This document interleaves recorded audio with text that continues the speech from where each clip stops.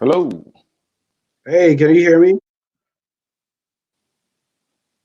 Hold on 1 second, Mr. Oz. Let me get this done.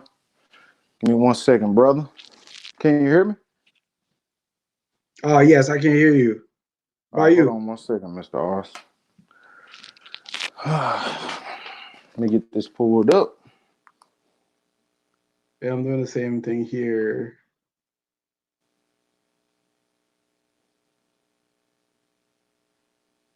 How are you doing?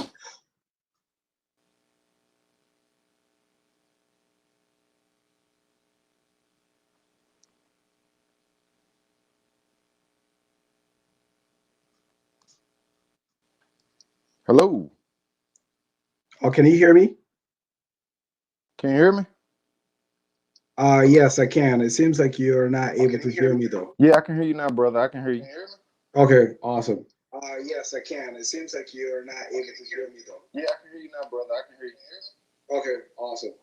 Yes, I can. It seems like you're not able to hear me. I'm trying to figure out how I can do this without the back feed. Oh, on your side, is it? Do you have both the audio on both devices or just one?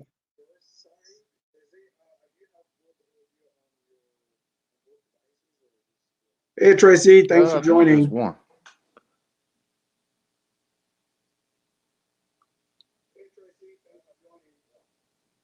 Hold on 1 second, Mr. Oz. Hold on.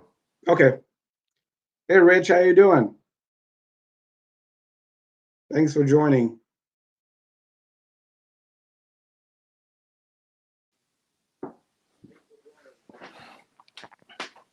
Oh no, we might be all right now.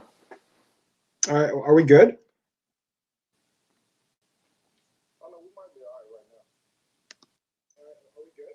Yeah, I think we're good. All right. Let's see. So today, thanks for making the time to join actually for this live stream. I Reason seem why to be we're, a step slow behind though. That's kind of strange. oh yeah,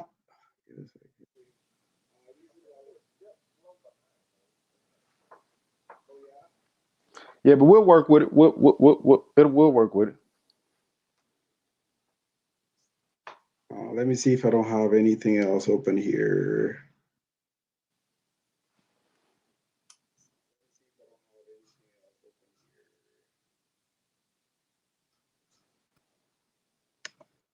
All right, I think we're good. If we run into issues, then we can try to adjust as we go. But then essentially, we're meeting today because, and then again, thank you for making the time to join here. So we're meeting to talk about Meo Fusciuni. I think that's how it is pronounced here. Thank you for sending me this sample set here. I had a lot of fun actually testing it, and I'm really impressed by this house. I'm surprised. So far, the only people that I've seen on YouTube talk about is you. I think he smells like Rome. Reviewed a couple of their fragrances, and then was it last week? I think Sebastian reviewed Little Song, I believe. But I'm really impressed by the house. So we're going to talk about our favorites. I've Yes. seen on your channel you have a lot of reviews. You did an overview for the samples, but you also did full reviews of some of the fragrances. So I'm curious to know, after a while now, which ones will be your top three from the Yes. house, and I can share my top three as well, and then we'll go from there.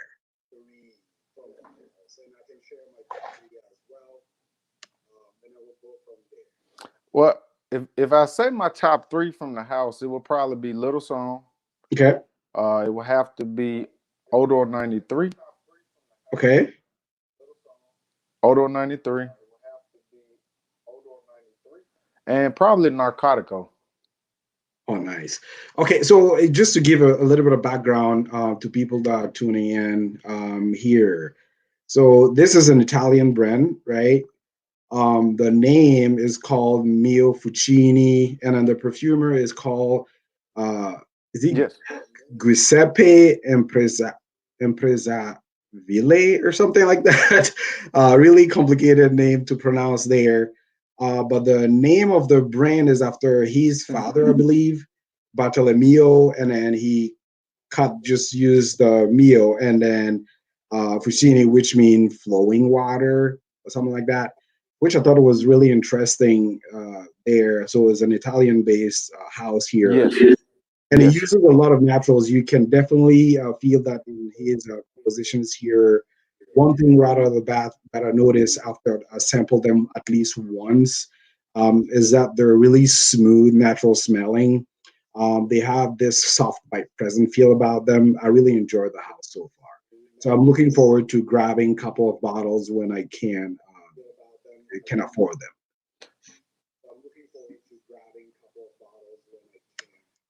The the interesting part about Mayo is he's actually, I think, a chemist. So Yes, yep. From his profile, I think he's an herbalist. He has a chemistry background as well. He so him decided to designing develop this. fragrances and him explaining how he comes up with the ideas is interesting.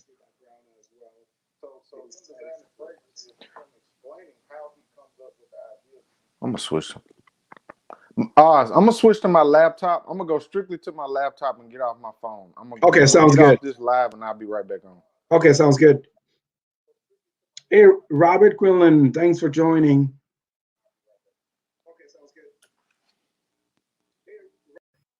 I'm curious to know what is everybody's scent of the day. We didn't ask that when we started. If you can go ahead and share your scent of the day, that would be great.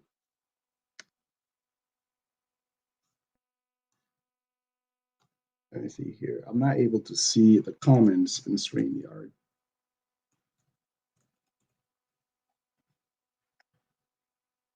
Mine, I'm actually wearing a lot of things here. I'm testing a bunch of stuff. But the one that I started with my day is from the house of Tiziana Terenzi. It's called Dube, which is an oud-based fragrance. So I wore that and I was contrasting it against another oud fragrance from the house of Zerjoff. It's called Ceylon, which is an oud-based fragrance as well. So I'm testing this sample to see the similarities or which one I prefer. The first time I did try them side by side to decide which one to get, I ended up going was less dry than what I get from Ceylon. But Ceylon is an amazing one too, with a beautiful leathery black tea like a core to it. So Rich is wearing green Irish tweed. Okay, so I see you're getting ready for spring there. That's awesome. Robert Quillen is saying, says Rob Wazé, okay, fresh. Everybody is looking forward to spring here. That's really interesting. But sprayed on a little surge of Alcott. Alcott and Cedra Boise, damn. Can you still smell three fragrances at once? I guess we're doing the same thing. I have a couple of fragrances from Meo Fusciuni and then the two ouds from Tiziana Terenzi and then Zerja.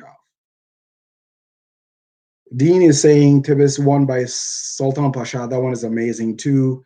Tracy, earlier white pure distance and now Vanille Fatale. Okay, interesting. Gourmand. I've not tried Vanille Fatale by Tom Ford. I believe that's the one. I've not yet tried that. But it seems like most people are ready for spring. I am too. I can't wait. Smart ass says he's wearing or by Slumber House. I need to get into Slumber House. I think I've only tried one of their fragrances, really creative type of scents there. So I need to get into the house, at least sample them there.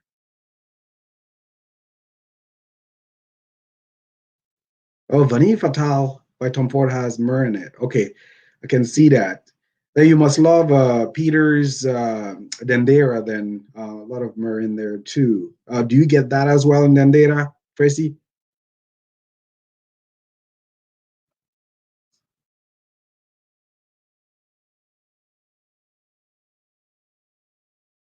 Robert, yeah, same thing here. Has been cold. We've been having nice, well, relatively for people in Minnesota. The few past days have been good to us, I guess, but not quite spring. So, okay, Tracy is saying Summer House is new to her too. The one that I've tried from Slumber House was one that had like a goat hair accord or smell attached to it. That was really impressive. I really liked it. That's pretty cool.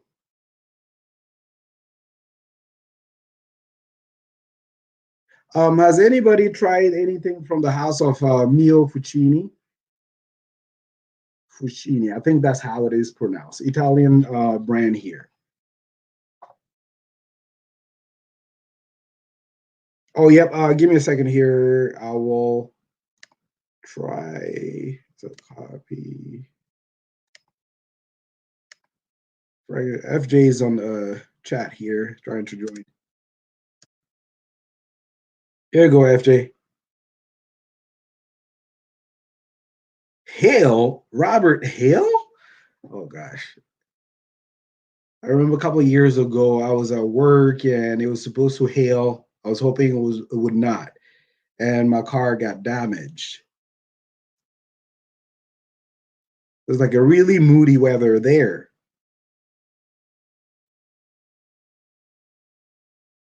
Sol, thank you. Aziz Sol. Sorry if I'm butchering your name there. Tracy's saying kissed. Okay, kissed. It sounds lovely. Yeah. Hey, Ashfaq, thanks for joining. The old man. FJ is an old man. He looks young. I was surprised when I saw his son too. I was like, hold on a second. His son is all grown up, and I didn't think that FJ was. Yeah. Can you hear me off? Oh yes, I can hear you. Hold on 1 second. Let me close out my YouTube. Hold on. All right.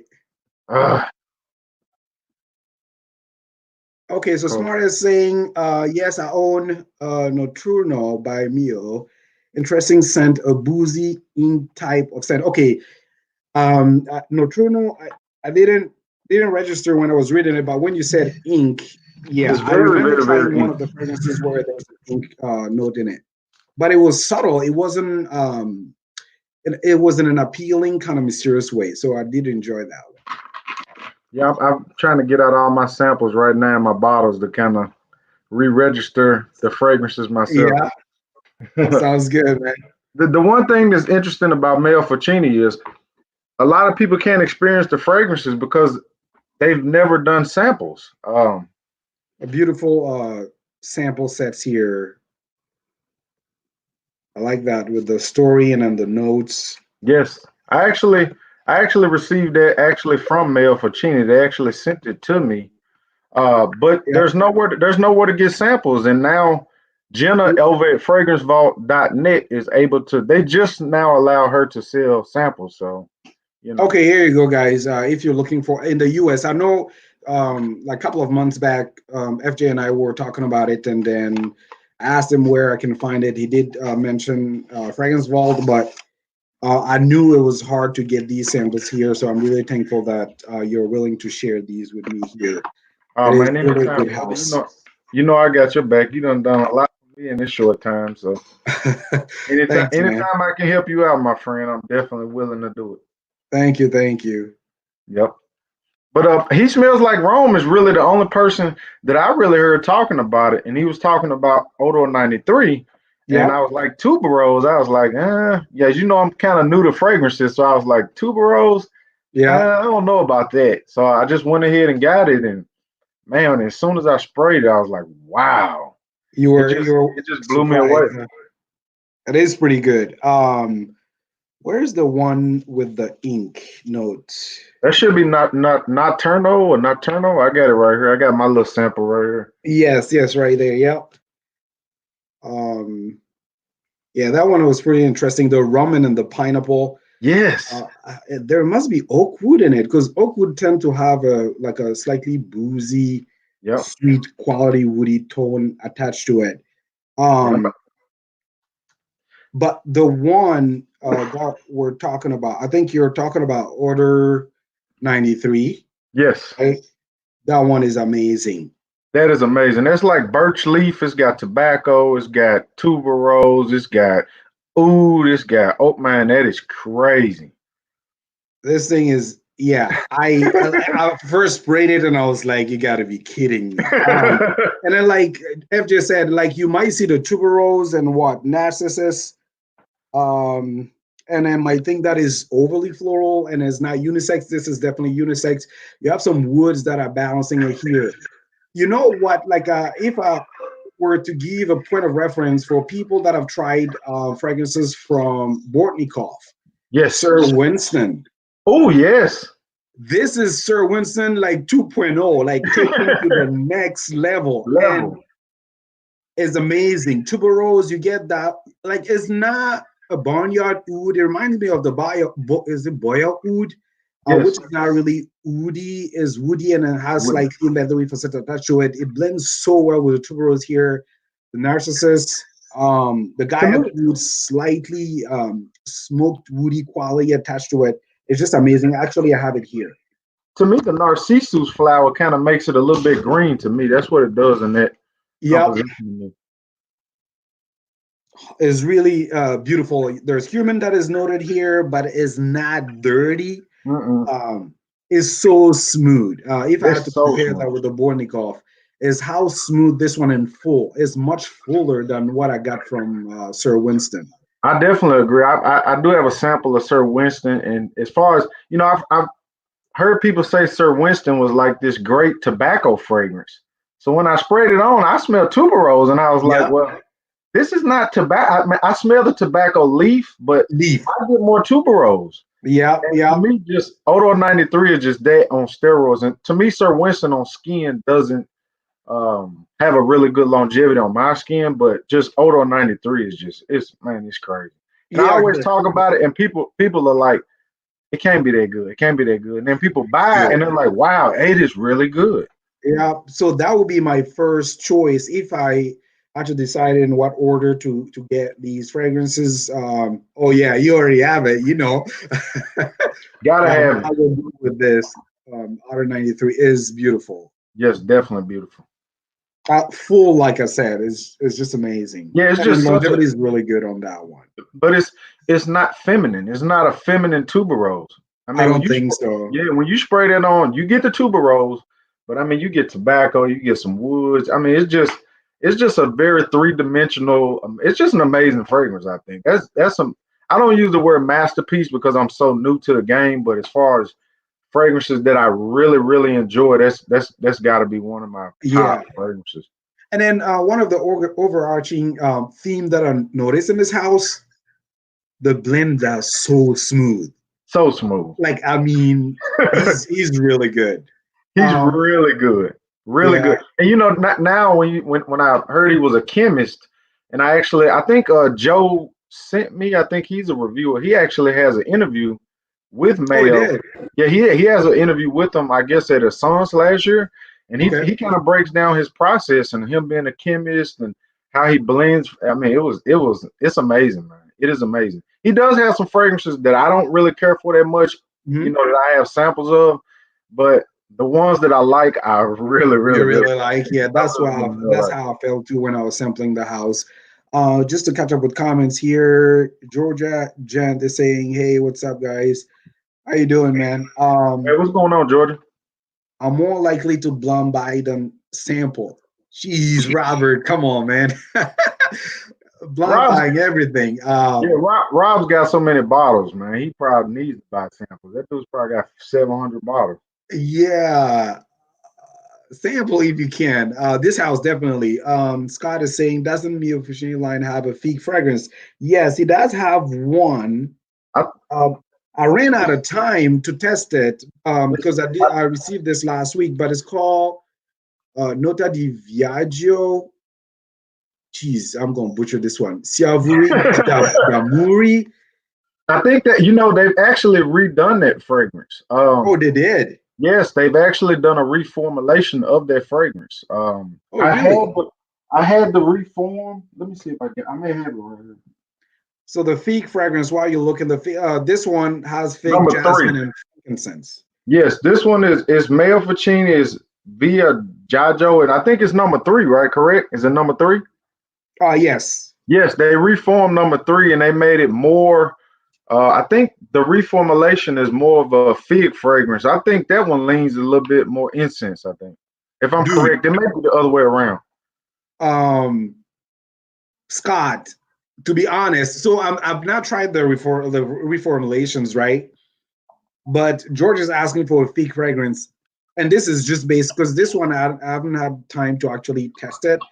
But smelling it right now, this is the most realistic fig, and like F just said, with a frankincense, not Yeah. incense or smoky, frankincense in a like fresh kind of, I don't want to say lemony, but that type of frankincense, not a dark frankincense at all. At least from what I'm getting here, I think is helping lift Yes. some of the notes here. But I get a Speaking. really realistic, slightly green, milky Yes. fig at the top, and then that's from the paper strip here, but it's Yeah, beautiful. So I'll say I'm not. definitely separate. I'm not sure why they reformed it, but I just know Jen over at Fragrance Vault. I had made a purchase and she was like, "I'm gonna send you this reformulation of Mayo," and I was like, "Reformulation? What?"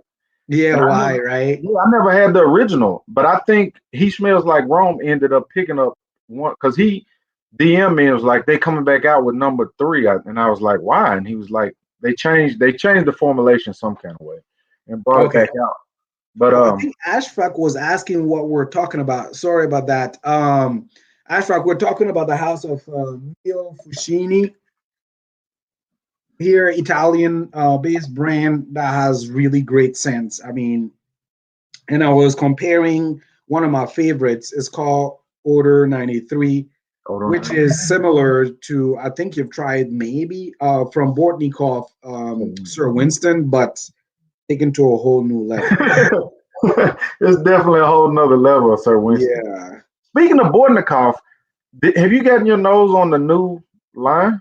I think I'm gonna get samples soon, but Vetiver, Nocturne, Absolute, there's Triad, and then Yes. Oud, Sahara. something like that. I have samples of Triad, which is to me like a rose oud fragrance. But Okay, the oud, however you pronounce it, smells just like muscovy. really? Okay, so there's an Just like overlap there. muscovy. It Huh? smells just like muscovy. Huh? So blended. So like, is it? Have you tried the Zemfira? No, I have not. That's rose dominant. So I'm wondering if it's like it smells like a combination of Muscovy and Zemfira. Okay, I, that's I really spoke interesting. I spoke with Brandon at Therapeutic, and I told as soon as I put it on my hand, I smelled it. I was like, "Let me hit up Brandon." So I hit Brandon up, and he said, "I'm not surprised." He said he seems to use some of the same accords in a lot of his fragrances. Yeah, if you're releasing that many that fast, it is really hard to have bases that are different from what you've already had before. You have such a short development time that you go back to for like ingredients that you're used to. So you tend to create things that are really similar. Yes. I guess maybe that's why. But yeah, like it seems like some of the bases are kind of similar and stuff like that. Yeah, I would be interested to see when you get that sample to see if you think it smells just like muscovy. Really? Okay. I was I like, did enjoy wow. Muscovy, so. Sorry to get off subject, but that came to my Oh head no, when no, you that's a spoke of good one. Bordnikov. When you spoke of Bordnikov. I think Beyonder's in here. How you doing, Beyonder? Hey, He's a really cool Beyonder, guy. how you Really doing? cool guy. Yeah, and he's on Instagram. He does a lot of sampling and then Man, sharing. This guy is busy, but he's doing it the right way. he's doing it the right way. I think he's been in the game in a while. I always Oh, like I DM you and ask you a lot of questions. Like he's another person that I DM and ask questions about fragrances and stuff like that. That's my guy. He's a really cool guy. Shout out to him. yeah. Robert is. It seems like he's drinking. I mean, Oh yeah, Robert's probably at the pub. He's probably headed to the pub. yeah, having fun over there. Robert, tell me about it. I'm just trying to catch up with the uh, comments here. They are redundant in my book. Vetiver flanker, basically. Wow. Oh, comment about Bortnikov. Yeah, it was a comment about Bordnikov. He's basically said that he feels like they're redundant in his book. Oh, I see. Yeah, if there's not a lot of variation, I can see that. That's kind of interesting. Yeah. Jay Fosco says he loves Vetiver Nocturne, I like it too. I actually like the original. the original one. He Yeah, likes the absolute. Is yeah. Okay, absolute one. Okay. Banana. Oh gosh. it reminds me of banana chewing gum. What is it? What is he What is talking he talking about? about? He's probably talking about he's probably talking about this fragrance right here. He's Okay, probably okay. I see. I've heard the yeah. comparison there. That's probably what he's talking about. Banana. If he said banana and chewing gum, that's probably civet. That's probably what he's talking about. Yeah, yeah. Sorry, I forgot. Okay, Rich is Ashfaq is talking to Rich here. I'm drinking, so he's pre-gaming. Oh gosh. Hey, tell me, what did you think about? Because another one I really, really enjoy, and Mm-hmm, when I first got it, it was kind of over my head a little bit because I'm not, mm-hmm. really into like coffee fragrances. But what did you think about Little Song? What were your feelings on that? So I think is really well done. So when I first tried it, the first thing that came to mind was this one. I don't know if you'll be able to see that with the. I've never, I see, I've never smelt it. Okay, I have to send you a sample. Essentially, it's coffee and rose, but the coffee is not as rich as what you get out of Little Song. Uh-huh. And then it's not as complex as Little Song. The thought when I first tried Little Song was like, oh, I think I have a fragrance that reminds me of that. And then I went and I picked it up and I tried them side by side briefly. And I think I like Little Song a lot better. Yeah, Okay. like when you first spray it, the coffee note is dry and is dark, is not overly sweet. Underneath that, you can smell slightly earthy vibes attached to it. And then you get the rose that is coming through it too. But it's beautiful. The coffee note is really authentic. Yeah, I know. It was kind of over my head when I first got my nose on it because I never really experienced any coffee note. Yeah. But I got the rose and I don't know. I think I maybe a little bit of tobacco, a little bit. Yes. So there's a note that is listed there. That is called Liat. Well, hold on. Give me a second. Liatrix. Okay. Right. That one is often called deer tongue. And then Okay. the profile is herbal. You also have tobacco nuances. So it's Wow. helping with that as well. Okay. Okay. And then that, if you think about it, there's an overlap somehow with the tobacco note. So it's slightly, I won't say overly leathery, but there's a leather-like accord in the background, but then you have the tobacco that is playing with the earthy, rich, deep, woody coffee note here. Because it's saying in the notes, it's saying it's got vetiver, coffee, rose, tobacco. Yeah. It got civet, some mustard. It's crazy, man. It's crazy. So do you think this one is animalic though? I don't get animalic. I do get a slight musk.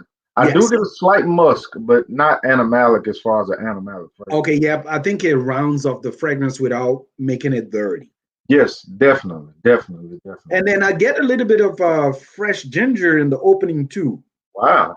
Do you get that? I do get a tad bit of that. Like just a little bit. Just a hint, just a small hint.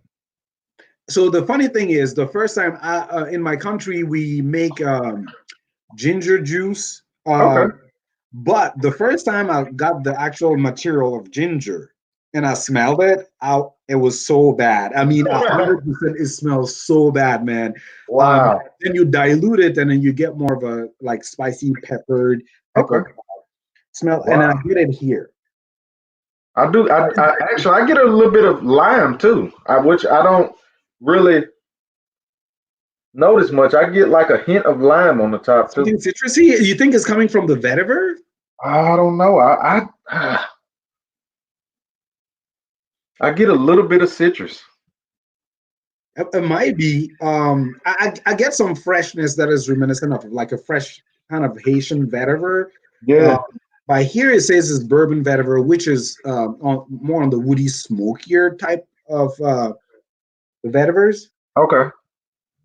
Could And you I can close see the that door? playing really well with the coffee note. But that one is really well done as well. If I didn't have, Well, even with me having Cafe Rose by Tom Ford, I think I might end up picking up Little Song. Yes, I think it's really definitely well. good. The bottles are just so expensive. They are. They are. So But can you talk to that though? Because I've not had the. I think I've checked price, checked some of them, but not all okay. of them.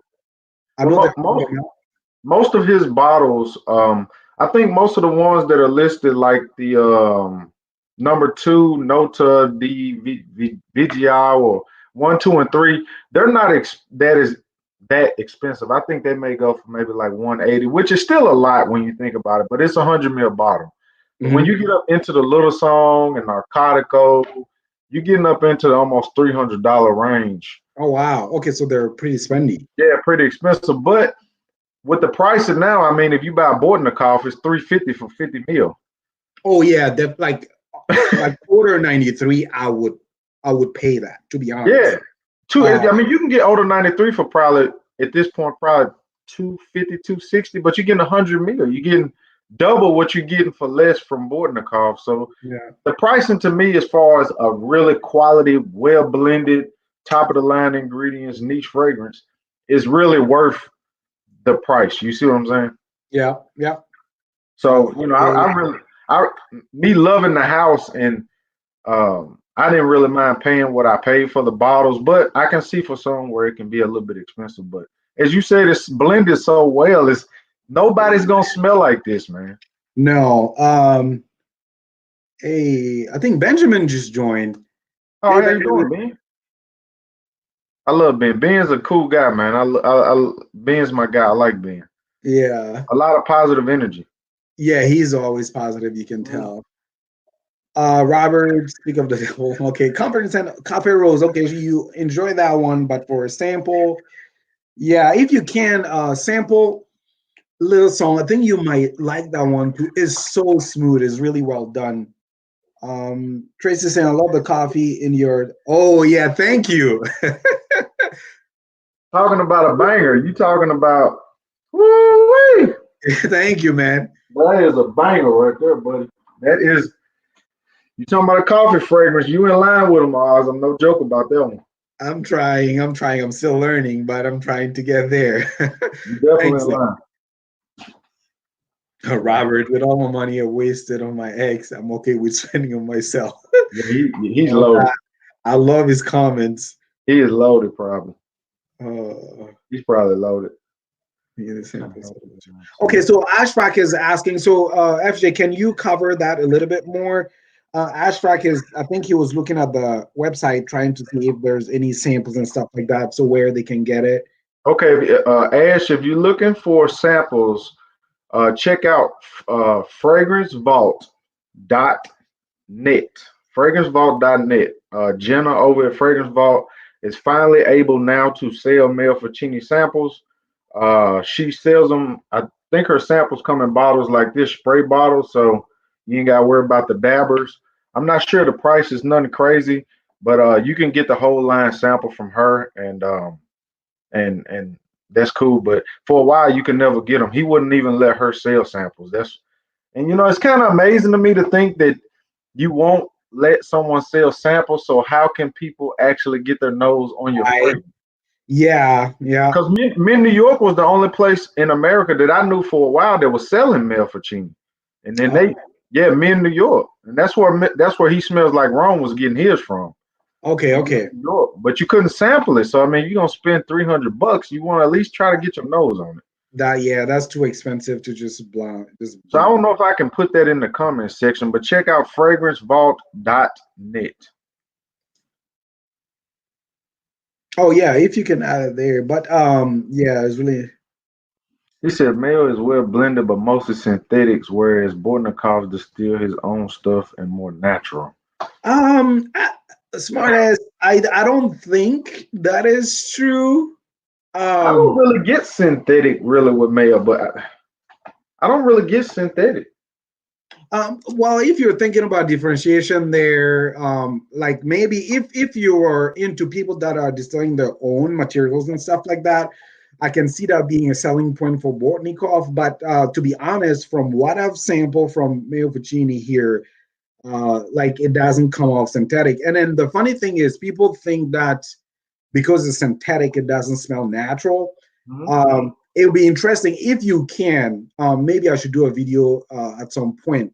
If you can order some synthetics and naturals, so you go to Eden Botanical, you order synthetic, for like a natural rose, for example, certain elements, some citruses, and then you go to a perfumer's apprentice, and then you order some of the synthetic that capture essence of some of those naturals, and you smell them blindfolded.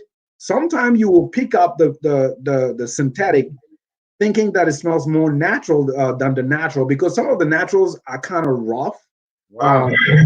Yeah, because they contain a lot of components in them, and then you might not like it. So, for example, rose absolute, right? So, if you're somebody who loves rose that are smooth, silky, you might not be able to get that from a rose absolute, because during the extraction process, you also get some of the other elements that are making it herbal as well.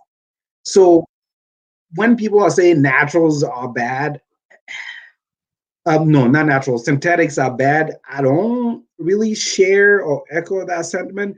Haven't tried some of the synthetics and then naturals. If you're blindfolded based on the quality and what it smells like, how nice it smells like, you might be fooled. Wow. But that aside, though, if I was to give my opinion, having sampled some of the Bortnikov and then what I have in front of me here, I wouldn't say that Meo Fusciuni uses mostly synthetics. It doesn't come off to me like that. Yeah, see, I'm again, like I said, I have not got my nose on all the Bortnikovs. I have smelled a couple of them. I mean, they actually smell really nice, but Yep. when me smell Meo Fusciuni, it's not like I'm like, wow, Bortnikov is up here. It just seems, you know what I mean? Both of Yeah, them and smell then really good. the other thing too that you have to take into account is taste too, right? So Yes. if I have to compare blending, how smooth the blends are and coherent compared to Bortnikov, and I'm not knocking Bortnikov because I love Bortnikov. I have some of their fragrances. Mm-hmm. Meo Fusciuni, their blending is amazing. Wow. You have, if you compare Bortnikov to Arezzo Dore right now having smoother and smoother blends. In the past, when Bortnikov started, for example, my association was that Bortnikov was smoother. But if you add Meo Fusciuni to the scale there, you will see that in terms of smoothness, Meo Fusciuni is there. And Okay. Bortnikov has more of a, you get the natural raw ingredient, but they're not as smooth as what you will get from Meo Fusciuni, for example. And then if Okay. you compare it to Arezzo Dore, is more on the raw side. Um, there, the theme that Arezzo Dore has, at least to my nose, is that he is not scared of having facets of his fragrances being out there. He's not trying to make everything round. He takes one main theme, whether it is controversial, hard to stomach, and he goes with it and is surrounded with other beautiful notes. You know So I that wouldn't necessarily say that Meo Fusciuni is synthetic and then not worth. I think that actually makes sense because I've had it. I think you sent me samples. You sent me Oud Lawak, yes, yep.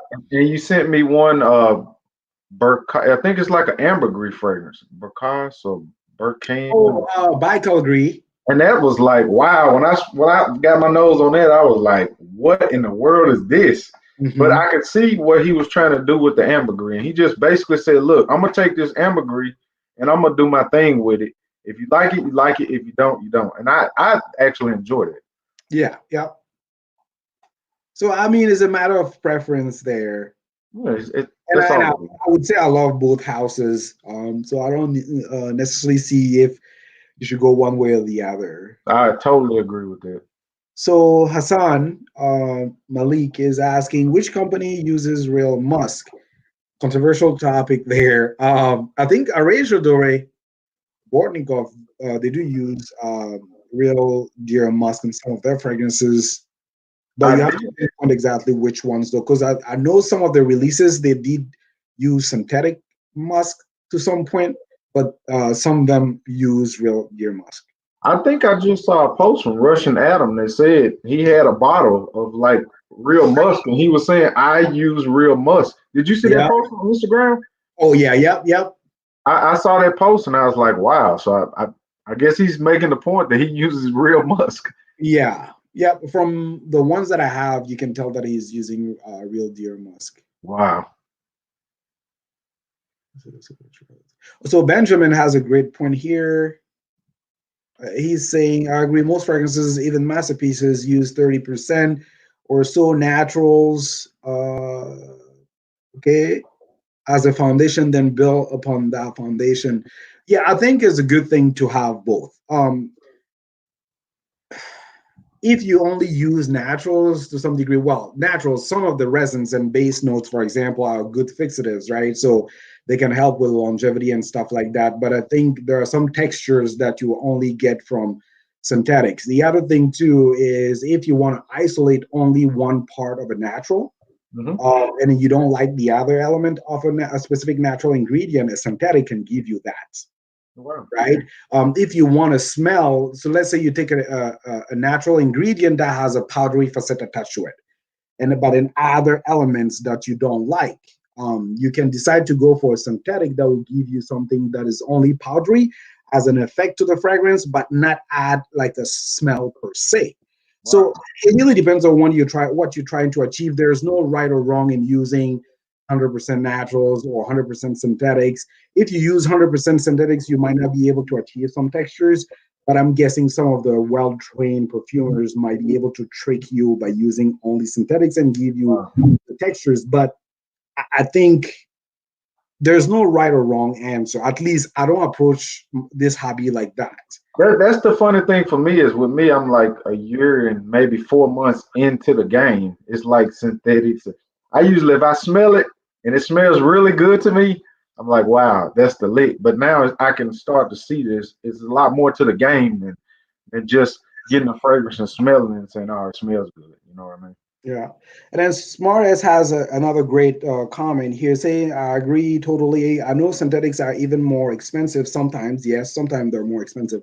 But given the fact that a lot of houses are overcharging for cheap material, I'd rather go with natural any day. I can agree with it. That's valid. I can So agree the with funny thing is, and then FJ, you can share your thoughts here, and then anybody in the comment section. I'm kind of curious to see what people are thinking.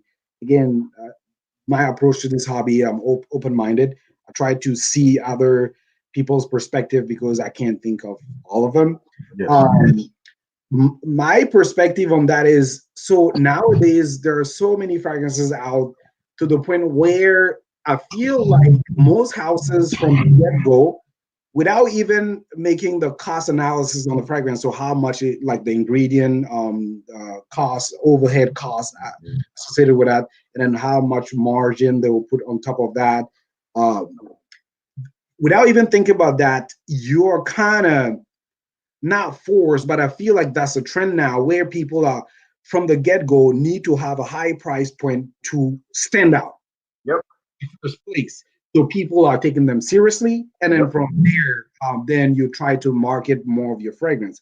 I feel like that's now a marketing tool rather than a reflection of what work went into the fragrance. I don't know if I definitely agree with that. I think me and you talked about that when we spoke about pricing, as far as how much now a 50 ml bottle average price is going to be. Almost $300 is like, really, you don't know. Like, I think I purchased Leather Up from Fundang. I purchased Leather Up from Fundang, and it's not really that great of a fragrance. I didn't pay what retail price was, but I mean the retail was like $700. I mean, come on, man, $700 for 100 ml, and to me, it's very, as we spoke of, synthetic. But this is really, really all synthetic. You know what I mean? So I kind of think that fragrance houses are playing into like just like clothing lines or wherever, where people just pay for the name. So we can put out whatever we want to put out, but we know our loyal customers are going to pay for it, no matter if it smells good, if it smells bad. It's kind of just a marketing ploy to me at this point. Yep, exactly. Okay, that's great. I think Robert is heading out. Thank you for joining, Robert Rowan. As always, comments. Have fun. Yeah, be safe, man. Yeah. So Ashrak is saying synthetics, if used nicely, it is very difficult to detect. Yes, I share some neat sandalwood with some very expert nose. Only one person was able to tell me which synthetics was used to boost it. I can see that. So Ashrak, actually, that's interesting. I wish you could share a little bit more, but I'm working on a fragrance that is linked to my trip that I had to India a couple of years back. I went to New Delhi, Jaipur, and then Mumbai, and that place what it reminds me of mostly sandalwood, some spices, Ooh, and some florals. But what I wanted to do is I wanted the sandalwood to stand out. And the first couple of times when I tried it, failed miserably because sandalwoods tend to stay in the background and give texture when you're using with other high impact notes. So I went and I revised it, worked on it. So what I ended up doing, I had to step back to kind of study the materials that people were using most of the time. So I went on and I bought natural sandalwood from different regions, from Hawaii, New Caledonia, Indian sandalwood. Uh, where's the other one? Australian sandalwood. But I also got some synthetics to see what they're doing, and then if they even come close to a natural sandalwood or Mysore sandalwood, as Marshall, yeah. yeah, exactly right.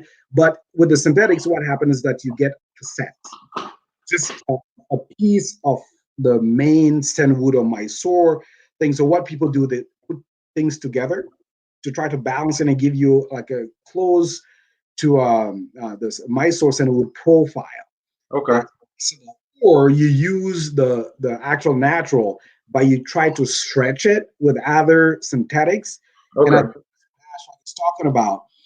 If you're using the synthetics properly and then use a good quality natural, but use the synthetics to stretch it, sometimes you might not be even be able to know. Uh, Wow. that's the thing.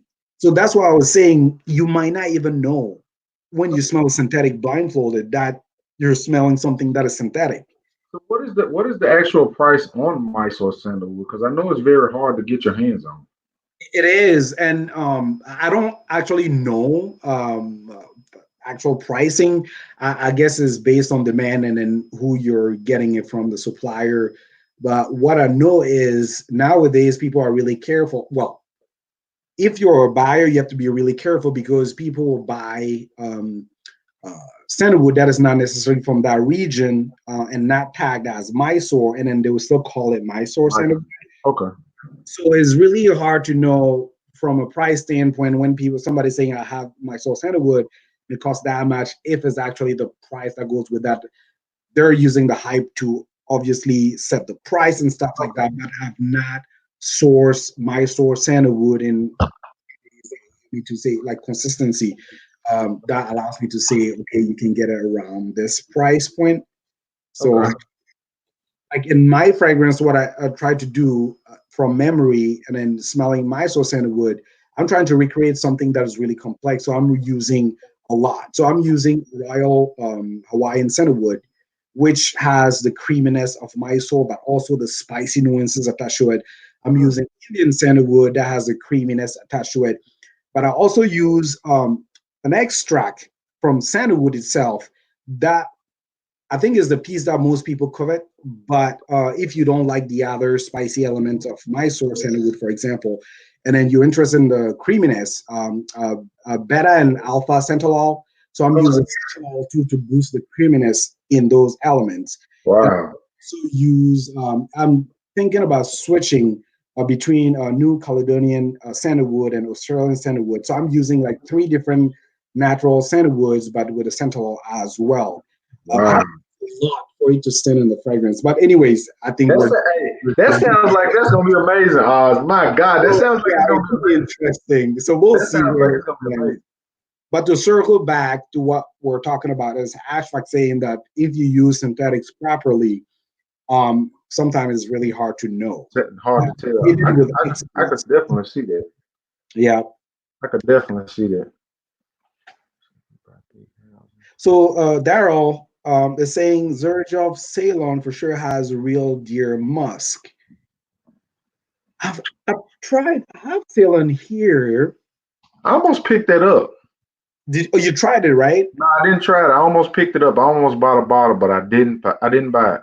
So yeah, wait for me to send you this one. Then you can assess it and see if you like it or not. That's from the Oud Stars line, correct? I think. Yep. Yes. So I can see what you're saying. I'm wondering if the real the deer musk that you're picking, and again, I'm not like an expert in deer musk, but if I contrast deer musk that I smell from Bortnikov and then Arasia Dore to what I'm getting out of Ceylon, is I can see what you mean, but I feel like maybe it's coming from the oud. Maybe it's from the oud, probably. Yeah, but now that you mentioned that, I'll have to go back in and retest it and see if I'm getting that. You might be right there. Thanks for pointing that out. Dean says EO2 is real musk. I would love to smell EO1 and EO2. I've heard those are like some of the like best fragrances of all time. FJ, have you tried the EO1? No, but I've heard it's amazing. Dude. Okay, I need to send you. I need to let me make a list because otherwise I'm gonna forget. Hey, Brandon. Every time I talk to Brandon, he's like Brandon at Therapeutic Fragrance. He's like, bro, you gotta try EO1. You gotta try EO1. I want a bottle so bad. So yeah, let me send you. So EO1, and then we talked about the Xerjoff Ceylon. I think he said EO1 is like the best leather fragrance he's ever smelled. Is amazing. You will have to try it. I don't know why I didn't send that to you when you said leather. Is in at the bottom of my shelf there. That's the wow. So many fragrances. Not at the bottom because it sucks. I see what you did there. It's just that when you have so many fragrances, sometimes you forget what you have. I totally agree. Somebody mentioned that because when I was thinking about, okay, he loves leather. What can I send you? I didn't think of that because I didn't see that. It was at the bottom with my other Arasia Dore. I had to think of that. So I'll add that. I think you're gonna get a kick out of it. I've heard it's amazing. I've heard it is. It's pretty good. I've heard it's amazing. So I actually just subscribed to Insar's YouTube channel. I've been watching a lot of his videos, man. He has some good content too. He has some really great content. Really great content. Richard, thank you for joining.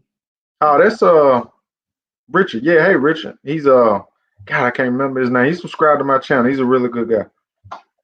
So hashtag Arasia Dore, Bortnikov, Ansar, Al Sharif Oud, Melifluence, Imperial Oud, Chiara Zen, and a few others use Deer Musk grain. There you go. I've never heard of any of those houses, but like two of them. I'm obsessed with Baikal. Baikal Gris is pretty. So I think Baikal Gris is really underrated. I think and then that's my opinion. People gotta try to let me know. Baikal Gris, I think when people heard about the ambergris and then the people that wanted Atlantic ambergris, the ones that have tried Atlantic ambergris, ended up like expecting like a remake maybe. So for the longest time, people didn't talk much about it. I'm about to spread it on right now. It's pretty good. I think is really good, solid fragrance. I tried Plumera de Oris 2 a couple of weeks back, and then I did enjoy that too.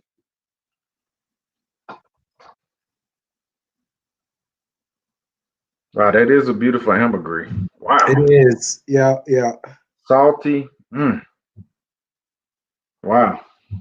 Yeah, I think a lot of these at the time you sent me these, I'm so new, it's kind of like over my head. So I'm kind of starting to grow into really enjoying these fragrances. Yeah, you just have to take your time. And then just sample those, come back to them and stuff like that. That's what I end up doing. I have so many samples. What I do, I'll spray it at least once to see if it clicks or it doesn't click, and then I'll revisit it later. But that is actually impressive. Demba, thank you for joining. You're saying Al Sharif Oud from Bortnikov is a great scent. Wait, what did I miss? Al Sharif. Ooh, I've never heard of it. From Yeah, Bordnikov? Bordnikov, Al Sharif. Ooh, I'm looking it up right now. I don't think I've ever heard of it. yeah. Maybe I missed something. I'm looking it up right now. Yeah, I don't even see that as a. Oh, Ashfaq is there. I think it was boosted with Centalol. Okay, and then Alpha. Okay. I see Al Sharif Oud as a house, but I don't see it as a Bordnikov fragrance. Yeah, maybe he meant to mention both houses, I guess. Yeah, because this is basically just a pure oud house. It looks like. Yep, from Malaysia. Oh, I see what you mean. Okay, Daryl, I see what you mean. And then that might be it. Yes. Daryl, do you think do you love Ceylon then? Do you think the oud is dry there? That might Late dry down, you'll pick up all of this smell of furry pits. It's clear. The is it smell of furry pits is always really good. yeah. Pissy. Dean is saying, when I smell Lure Door by Sultan Pasha from the opening, I immediately thought of FJ would love this PC. Everybody messes with me because I like I like all the animalic, funky, All barnyard. right. They call me Yeah. funk. They call me Funk Master Flex now. Oh gosh. They're starting to associate those with with you. Notice that FJ has one of the best animalic collections in the game, Mr. Oz. I don't know about that. I ain't been doing it long enough to have that, but I appreciate Dude, that. I already told you, man. It's like the funny thing is when I first started watching your channel, I was like, this dude is not listening to anybody. He's going with his own flow and he's not following any hype. He's listening. If he pleases his taste, he's gonna explore it. He's like digging into obscure houses. And I'm like, how can you love these fragrances? Like when you're saying you just started a year ago.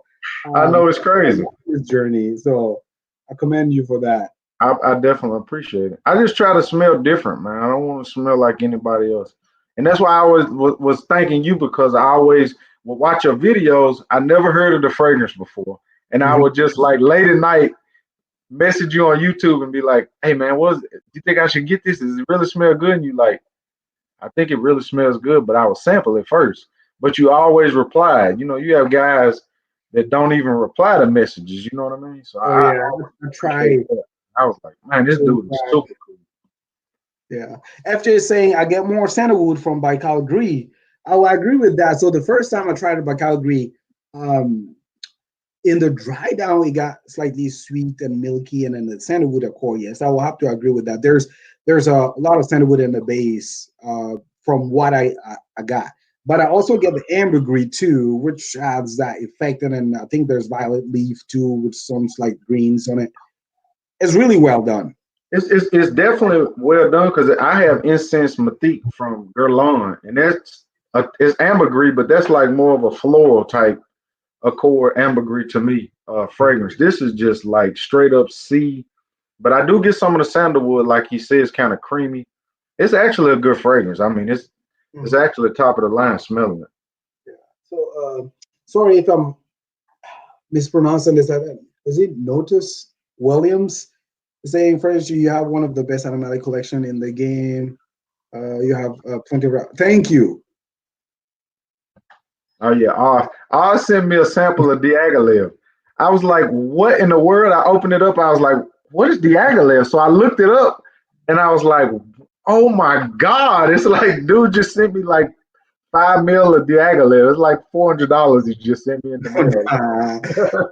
It's It's always crazy. interesting to hear feedback, or because the funny thing is, and then that is relating to at least my YouTube fragrance journey. The difficulty for me is when I review a fragrance and not a lot of people talk about it.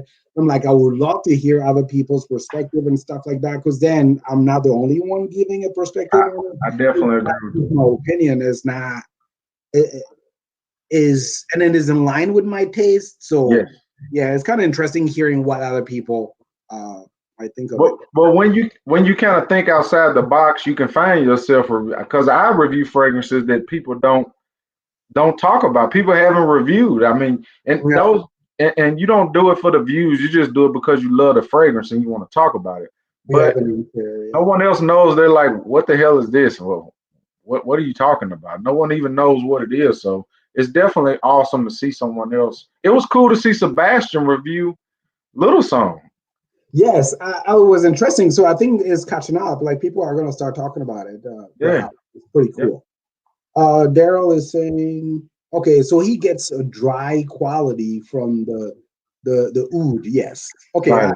I thought I was crazy, but I get that too. But the oud and the musk is genuine. Ashrak is saying Will wrote a beautiful review on Bike Gris and Fragrantica. I'll have to go read that. Yeah, I need to look at that.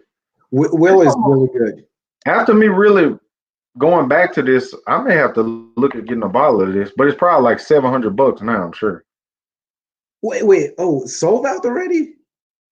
Well, you send me a sample of it, but I bet that bottle is probably they probably ran the price up on that bottle. I hope not. I think what was it was like 180 or something. Oh yeah, I'm gonna have to check that out. I'm gonna have to get a bottle of it. Yeah, That may be worth adding to the collection.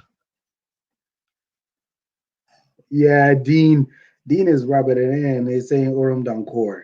Of course, that one I missed on it, but I'm hearing he might bring it back, so I can't wait for that one. It's Well, they amazing.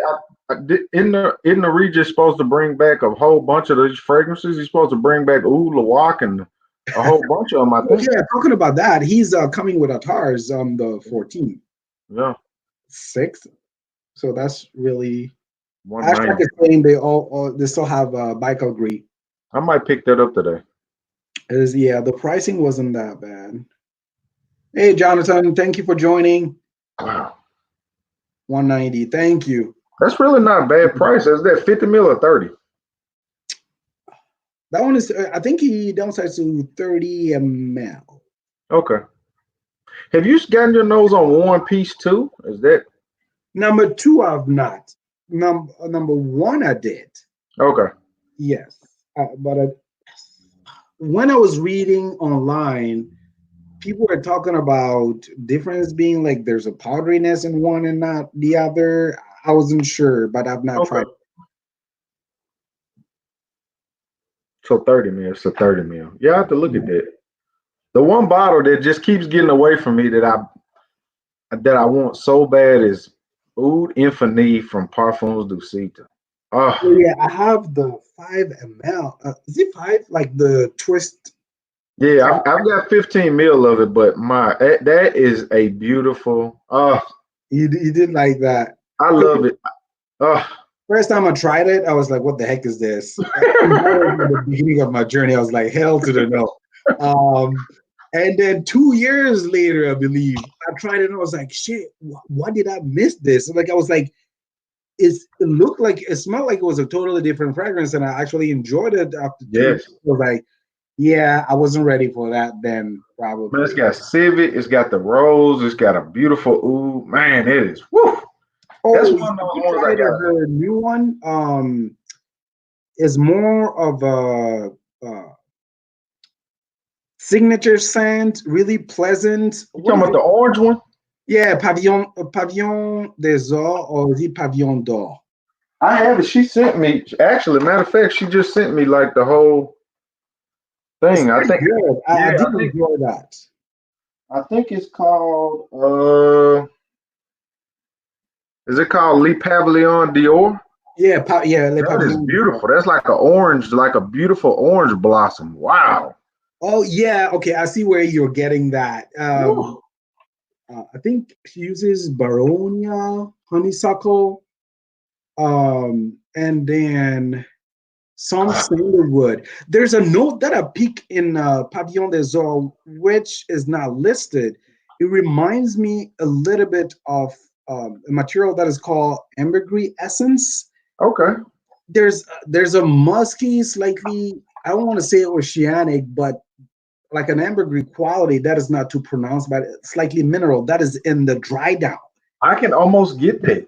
Yeah, but it's like really thin. Let me But look up the notes on this. But this one, she sent me the box, but she sent me this sample separate. So I guess this is a newer fragrance.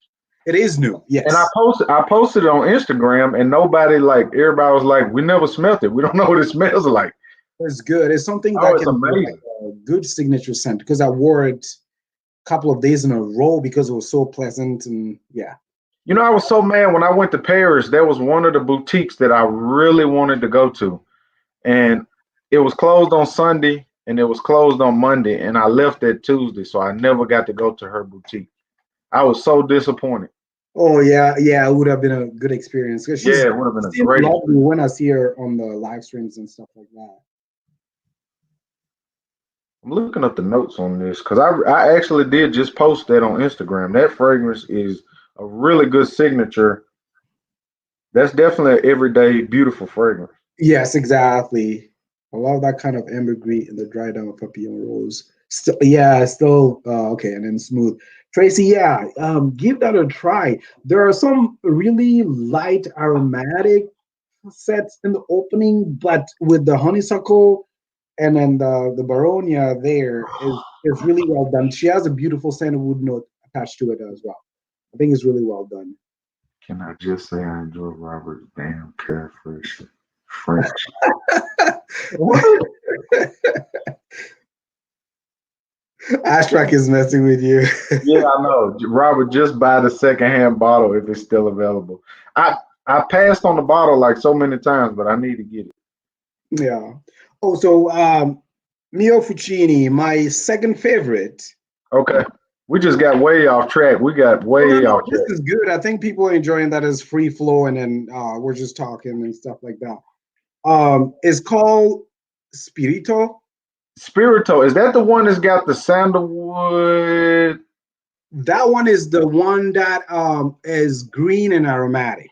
Hold on, let me see. I'm looking through my samples because I don't have a full bottle of that. I've got it right here.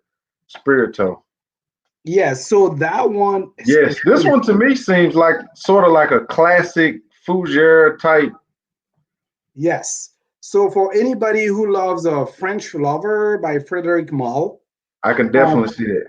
yeah, take a French Lover, remove the clean, earthy feel from it, and then you add a spicy element and a deep aromatic feel attached to it.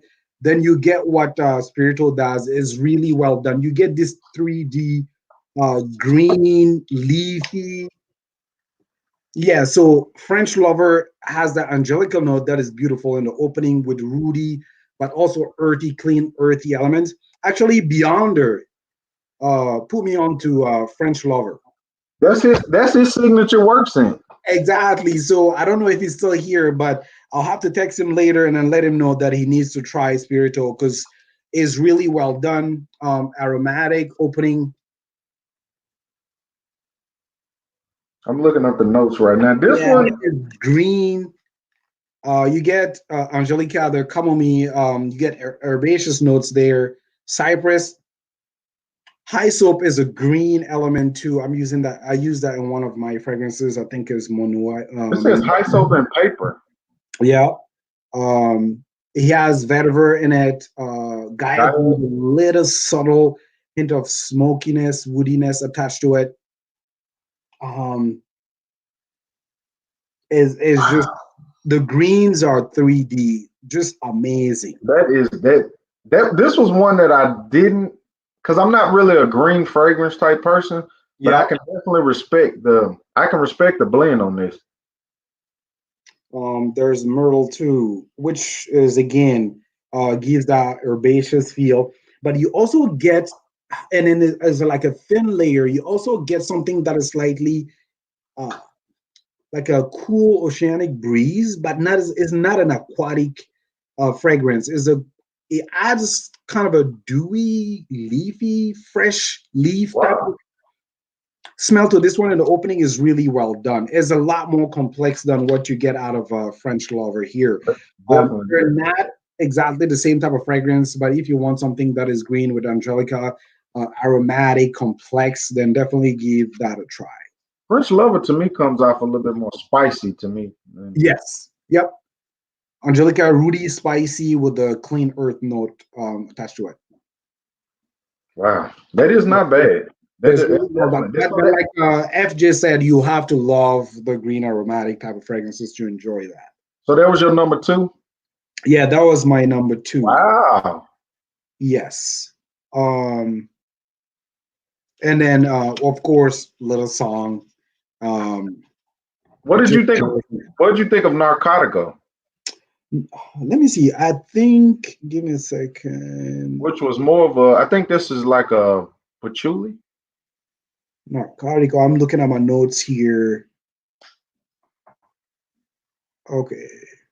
So this might be the one that, where is it? A lot of people don't like Narcotico. And I think I know why. Because do you get, and then you can let me know if you're getting the same thing. In my notes here, it was brief. Yes, okay. So this is another one that reminded me a little bit of a combination that I got from Bortnikov in the sense that it gave me a slightly fermented oud note. Do you get that at all? See, to me, this is just a patchouli bomb to me off the top.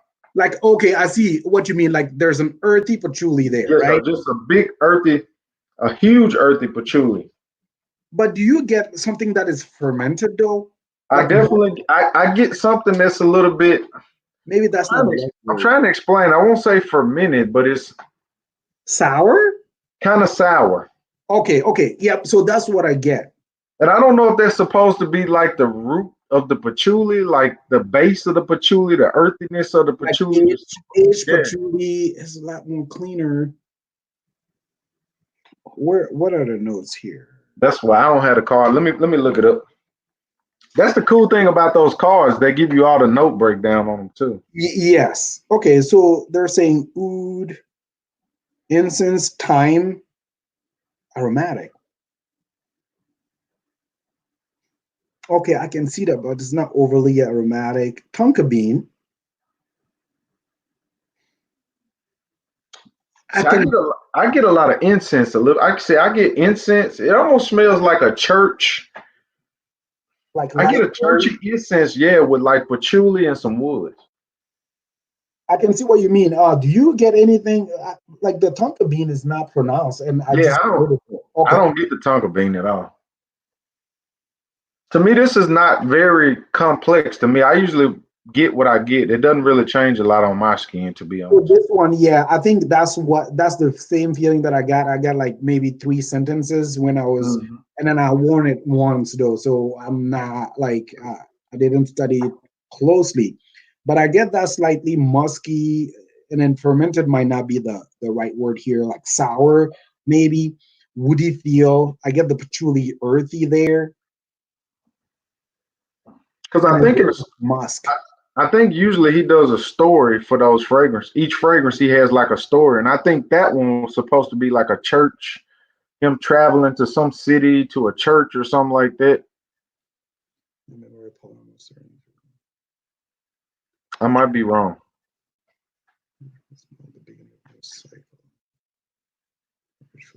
Huh. Mystique. I can see that, but I can see why people. Hey, Eugene, thanks for joining. Hey, what's going on, Eugene? My brother Eugene, how you doing, brother? I can see why people might find it. People say it's medicinal. People say it smells medicinal. Because of the patchouli, and then that's likely sour. Because the first thing that popped in my mind was like, oh, sour, earthy, patchouli. Yes, I could definitely get that. But is well done though. Yeah, I like that style. Yes, you definitely have to like that style of patchouli. Okay, somebody's asking. Hey, Claire, thank you for joining. Smurfy Girl is here. Oh, hello. How you doing, Smurfy Girl? She's got a great channel. Yeah. Really great channel. Beyonce said, yes, it's my signature. Yeah, beyond that, you know, I follow you, bro. That guy took a picture with 3 bottles. I'm like, wow. Like back of bottles. Wow. Of that stuff. Ashback is asking if it stays green until the end. I'm guessing you're still talking about, is it a Spirito one? Spiritual to me is one.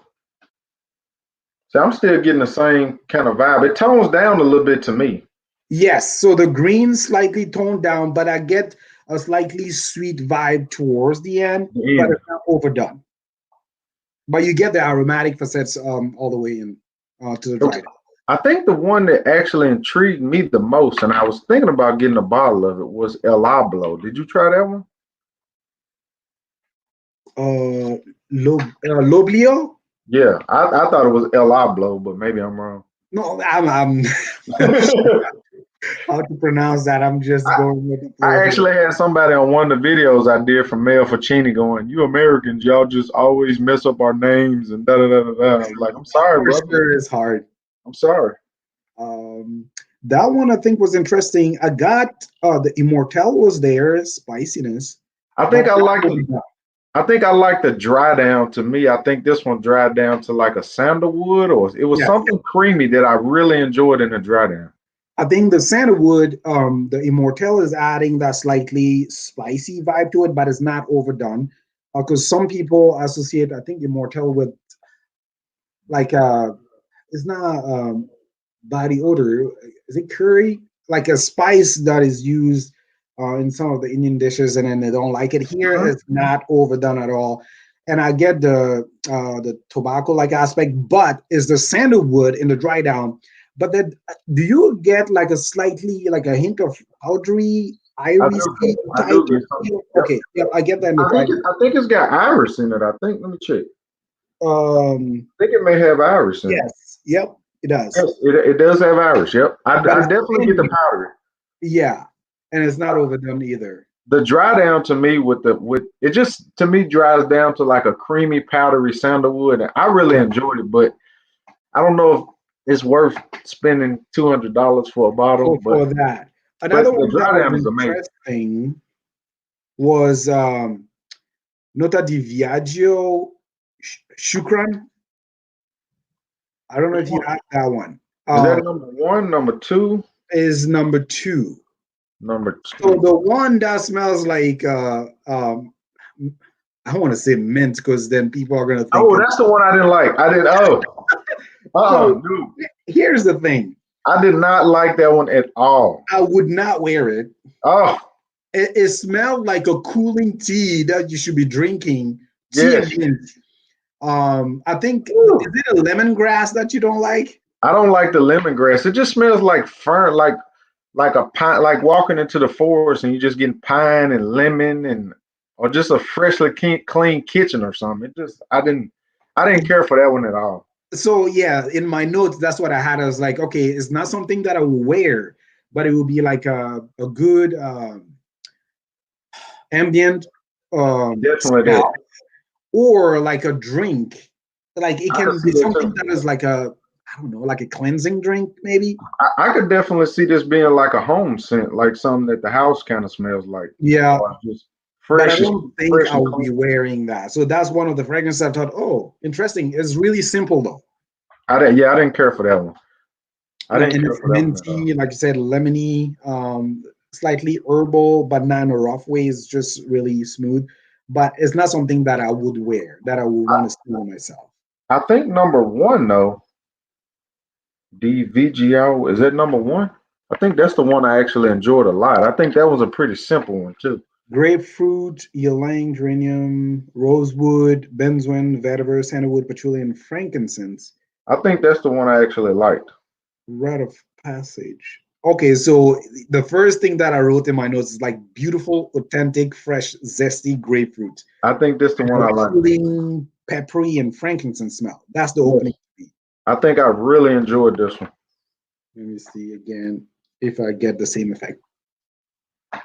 Yes, beautiful, beautiful. And I don't like citrus openings, but that's definitely a beautiful opening with the citrus. Yeah, it's really Oh, zesty, beautiful grapefruit, yes, peppery. I do get the geranium type of feel, which is citrusy, but also rosy, quite Rosie, rosy. yes, yes. Yeah, I enjoy that one. And then that frankincense again is not like a smoked incense. It's more like a lemony frankincense type of feel. Definitely. Supposed to have a lot of work for what? Spring, summer? I would think so. Spring and summer. It's supposed to have a lot of patchouli and cumin on the top. I mean pepper. I don't really get a lot of patchouli unless it's on the green. I don't get. Greener side. Does it say patchouli in here? I get the peppery vibe. The patchouli. Supposed to be bergamot and I see it, but not quite. Grapefruit. Bergamot and grapefruit. Yeah. Pepper and patchouli. Well, I have so many scents here. I'm wondering. Yeah, me too. I'm like blown away at the moment. But I don't get maybe aged patchouli, which is rounder, doesn't have like pungent, earthy notes as when you get like non-aged patchouli. But yeah, I wouldn't call it patchouli though. Maybe I'll have to wear it properly. Yeah, I'm not even a citrus type guy, but I actually enjoy that one a lot. I think that's really, really good. The top notes are really good. Mm-hmm. Yeah, because it's not just the grapefruit, like pepperiness and then the geranium. Yep. I almost get. Yeah, it's pretty good. That's pretty good. There's a little bit of sweetness too, but is well balanced. It's not that bad. Yeah, it's not bad at all. I want to see what the dry down is on this one because this one's a little bit cheaper. This one might be worth adding to the collection eventually. Yeah. You can I'm trying to catch up with the comments here, so we're not.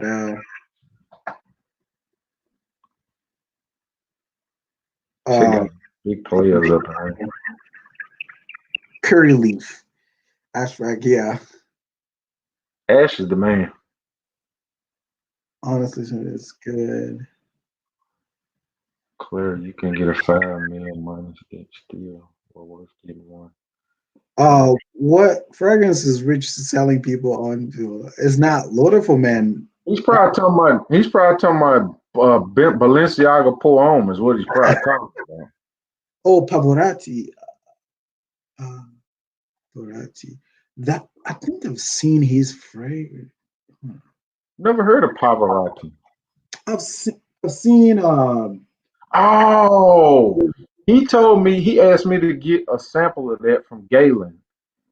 Yes, okay. He asked me to get a sample of that from somebody. Do you watch a guy channel called Etherealist? Yes. Yep. Yes. In the same town as Early Greek. Yeah. I was gonna say because he changed his name.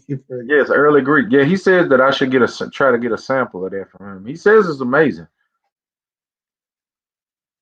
Okay, I'll have to check it out. I don't think it was expensive either, so that might be a good one to try. I definitely need to check that out. Yeah. Ash Factor saying, wish all houses came in 30 ml bottles. 100 ml is too much. I definitely agree. Yeah.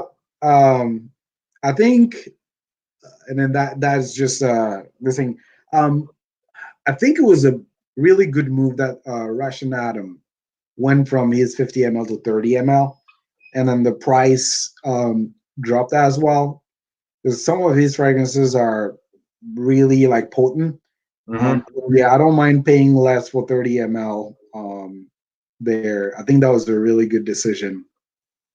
Can I ask you a question, Oz? What is your process in devising a fragrance? Because the one thing I kept telling people when I got your fragrances were they smelled so natural. They smelled so authentic and so different from the norm. So what is your process as far as coming up with fragrances and just, I know you tell stories about your childhood, especially like the Tomei going from town to town and smelling the coffee. What is your process as far as devising and coming up with notes and accords to create a fragrance? So it can range. Like most people, well, let me back up here, and I'm not trying to generalize here. So most houses that are focusing too much on the story will tell you these grand stories about how they're creating fragrances. Not always the case. So for example, like I said, it varies, right? So for example, the vetiver fragrance that I'm releasing soon, that one, there's no really like a heavy backstory to it. I knew that when I started my journey, for example, I tried a couple of vetiver fragrances and I did not like it on my skin. It was turning sour. I tried Encore Noir and that one was too inky for me. And I was going and I was trying to, and I forgot about the note completely for a couple of years, and I did not want to get close to any vetiver based fragrance. And then I ran into Vetiver Oriental by Serge Lutin, which is a chocolate type of vetiver. And then at some point, then I was like, okay, I need to find. And I hated, for the longest time, I hated wearing uh, fragrances during summer because it was too hot. Yeah. I didn't have the right type of fragrances. I like lighter, so I'm not suffocating. So I ended up working on a vetiver fragrance that I can wear during summer. So my process through that though was, okay, I don't know anything about vetiver. What do I want to create? I don't want to create something that is already on the market. So what I ended up doing then is order any type of vetiver related fragrance, from the core natural vetiver ingredient to some that are overlapping in terms of scent profile with a natural vetiver. So I ordered vetiver, Haitian vetiver, Java vetiver, Bourbon vetiver, vetiver from Paraguay, some of the vetiver acetate components as well, and I smell them. And then as I go through it, I decide what the core should be. I want something that is green. I don't want something that is overly smoky, but I don't want something that is only green. I want like texture to it. When you smell the different component, there are key component in each type of vetiver, for example, that you like over the other. So I decided, since I want something that I can wear day to day and not something that is overly smoky, I decided to go with the Haitian vetiver as the core, the dominant note. So that's going to be the highest percentage in the fragrance. But yeah, but I want facets attached to it. So bourbon vetiver, I love it. So I put it up to a point where it is perceptible, but it doesn't take over the Haitian vetiver, right? And then I add Paraguay vetiver, which has a slightly vegetal, and then it's really complex when you compare to the others. But I don't add too much of it to the point where it's overtaking the Haitian vetiver. And I surround it with other notes that I've been able to catalog in my brain because I've studied the material a long time ago.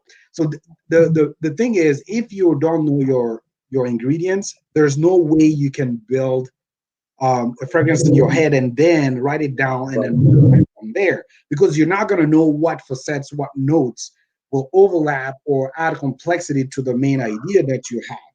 Wow.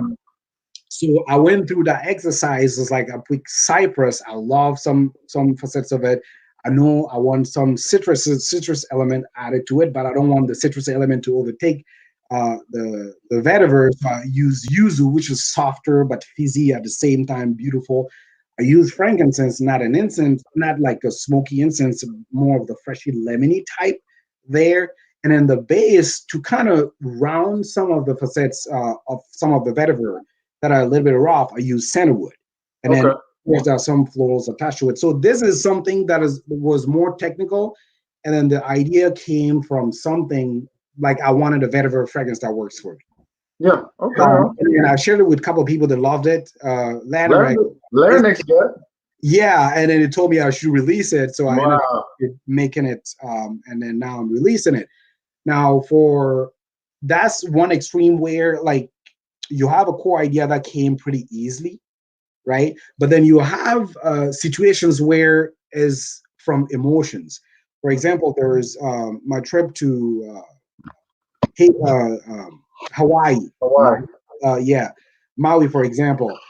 When we were there, we hiked a lot. And then the smells that I got when I was there. So the reason why I did a fragrance that reminded of that is because what is interesting. I've not been back home for 10 years. Oh, wow. Yes. And then I left when I was 24, I believe. And where are you originally from? So it's in a French-speaking country in West Africa, and it's called Burkina Faso. Okay. Landlocked, like developing country and stuff like that. So I moved from there to Ghana, learned English there, did my accounting degree, moved to the US. Worked with my dad a little bit. He owns an accounting firm. And then I hated accounting. I did not like it. Moved to the US. And then he wanted me to pursue accounting so I can come back and work with him. When I was here, I always loved electronics, computer coding and stuff like that. I can't remember how many times I got whooped because I opened my dad's computer to figure out what the heck was going on, and I ruined it. So when I was here, I kind of did computer science, information system, and I ended up staying here. But back to the story though, 10 years I've not been back home. Is interesting how you archive certain scent memories. And then the moment I got into Hawaii, Maui, some of the plants that they have there, the flowers, some of the climate, it just opened up so many memories. And I kept texting my sisters like, oh, I take a picture of this plant. I was like, we used to have this in our compound, like house compound back home. So it brought memories, but most of the time when we were there, we were hiking a lot. So in the rainforest, for example, so some of the smells like florals and earth, so earthy vibes attached to it. But also when I was walking through the rainforest, there are some parts where you have like a bamboo forest. And then some of the roots were kind of rotting. So you got that slightly animalic, earthy mixed with smell. So I was trying to capture that so it would remind me of that. And then my wife was there as well. And then she had a slightly different experience than what I experienced. So we worked together. Okay. We built that fragrance. So for example, I'm using two types of oud. One of the oud is giving that slightly animalic, woody tone. And I'm using a lot of orris butter there to give that earthy feel attached to it. Pair with the oud there gives a slightly animalic, rotten feel to it. But also the florals, but it's more on the heady, narcotic types of florals. There's osmanthus there. There's ylang added, white lotus as well. There are other notes. And then in the top, I have some green element to kind of capture the first feel out of it. So it depends, but you have to segment it. You come up with an idea, and as you formulate, you step back and then see if it fits the image that you're trying to capture. And then one thing that most people don't know is in the fragrance making process, you make your first iteration and then you modify it as you go, right? But the key important thing though, so you're not biased, is to leave it. So you leave it out in your whatever, it's like a cool room or whatever, to age. But beyond the aging though, what you're trying to do is dissociate yourself from what you know is in the formula. So afterwards, when you're smelling, you don't even remember what you put in the formula, right? You can assess it and know, okay, all right, why am I really smelling? And then go back to your notes and then see if something is missing, or there are ideas that you're trying to portray in the fragrance, but you're not seeing since you step back. And that's why it's really important for other people to give you feedback, honest feedback, whether it's good or not, so that you have an idea of like if your story is translating. So the process is really involved in a sense that you go back and forth, you reiterate, but the key thing is you just have to learn the individual ingredients so that you can, when you have an idea from a get-go, start pulling from your references. Okay, this material is what I want to use. This material I want to use. And then when you sit down, you might smell the material that you think you want to use and be like, nah. I said that I don't want in my fragrance. Okay. So because I thought it was interesting how when you were on with Brandon, you said that you made the vetiver fragrance, but you were letting it mature. Now I see why you're gonna go back, get your nose on it, make sure it's, and that just makes it all makes sense now. Yeah. Otherwise, you judge too quickly, or your brain will trick you and tell you there's something there that is not. Wow. And then somebody else will smell it and be like, "What are you talking about? There's mango in here. What are you talking about? What kind of mango are you talking about?" So Wow. you get that type of feedback and That's an separate. amazing process. It is fun. That's the fun part. But that's only 1% of the Yeah, launching a brand. Because I'm after sure. that, you have, it's a lot of work, but it's I'm well sure. worth it. Okay, so catching up here. Dean is asking, have you tried White Vetiver by Abel? No, I've not tried that yet. Peter, I think Peter reviewed some of their fragrances, and he was saying that they're naturals. I would like to get my nose on Peter's line. I haven't got my nose on his line yet. Oh, really? I have the sample. I have to. I did a full review of Dendera. I think you might like that one. Was it real? Was it? I know. Is that one? Does they have oud? I think is that the one with oud? There's a oud, and I might be mistaken, but I think what it reminded me of is a type of Vietnamese oud. Okay. It is an oud that has more of an earthy feel, and it aligns really well with the theme of the fragrance that it has with myrrh and stuff like that. It's really Okay. well done. Awesome. It is woven really well into Dendera. Wow. To the point where if you're not familiar with that type of oud or the scent profile, you might not think that there's oud in it. Okay, I got you. That's one thing I'm learning is to respect different ouds. I like Laotian oud. I like Indian oud, the more the more animalic barnyard type oud. But I'm starting to actually enjoy the other type of ouds and really be able to just kind of tell the difference and just enjoy the scent instead of. No, and I think is it Ashfaq? I know Will said that if he had to choose a scent profile, it would be indie oud, and that's this animalic type That's of gonna be animalic, yeah, and then there's a reason for that. I do love those too because they start like challenging and then they smooth up beautifully. Yes. And then Ashfaq asked a question. I have to go back. So, dude, I need to change my YouTube channel name. It's so weird when I read Mr. Oz. It's just Oz. I don't know. I just need to change that. I think it's cool. I think it's like badass. Like I'm Mr. Oz. That's why I'm Mr. Oz. So pretentious though. I didn't think through when I first labeled the channel, I guess. But Ashfaq is saying, have you ever tried Rukas?